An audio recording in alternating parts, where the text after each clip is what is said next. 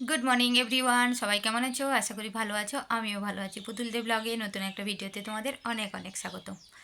আজকে একটা জায়গায় প্রোগ্রাম আছে, মানে আজ দুদিন আগে, মানে হঠাৎ করে বলতে গেলেই জানা গেল। তারপরে আমার বাচ্চাদেরকে ফোন করলাম, ওরা বলল দুজন করবে না, বলল থাকবে না, দুজন করবে বলল। তার মধ্যে আবার একজন অসুস্থ, আবার আরেকজনের মা বলছে ও অসুস্থ। এই নিয়ে মানে একটা টেনশান, একটা খারাপ লাগা কাজ করছিল। আর যে প্রোগ্রামটা অ্যারেঞ্জ করেছে সে বলছে তোমাকে যেতেই হবে। তাহলে আমার বাচ্চাগুলো নাচ করবে না, অথচ আমাকে যেতে হবে। তাও আমি মানে রাজি হয়ে গেলাম, ঠিক আছে, কারুর বাচ্চা তো নাচবে, আমি থাকবো, নইলে একটু হেল্প করব। তারপরে হঠাৎ এখনই আমার একটা স্টুডেন্টসের মা বললো যে আর একটা যে বাচ্চাটা অসুস্থ সে বলছে যাবো একটুখানি নাচবো। তো যাই হোক, এইরকম করে। আর প্রোগ্রামটা হবে পাশের গ্রামে, ছোড়াতে। তো সঙ্গে থাকো, সারাদিন কিভাবে কাটাই না কাটাই দেখতে থাকো।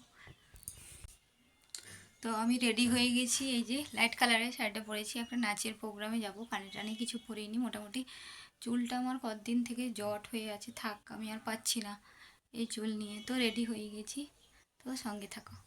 মনটা একটু খারাপ হয়ে গেল, কারণ এত রেডি ফেডি হয়েও আমি যেতে পারলাম না। সেই বলে না, বিধাতা যা লিখে রেখেছে তাই হবে। আমার স্কুটিটা কিছুতেই স্টার্ট নিল না। তো ফাইনালি তারপরে শাড়ি টাড়ি খুলে ফেললাম, বাড়িতেই ছিলাম। আর কি বলো তো, কোথাও রেডি হয়ে যদি না যেতে পারি আমার এত খারাপ লাগে, মানে কি বলবো তোমাদেরকে। তো যাই হোক, তারপরে দেখলাম আমাদের ছাদটাতে, আমার দোকানের ছাদটায় খুব জল জমে, ছাদে জল জমে গেছে। এখানকার পাড়ার একটা দেওরকে দিয়ে জলটাকে পরিষ্কার করালাম। দেখো একদম সমুদ্র বেয়ে চলেছে। এই ছিল আমার ভিডিওটা।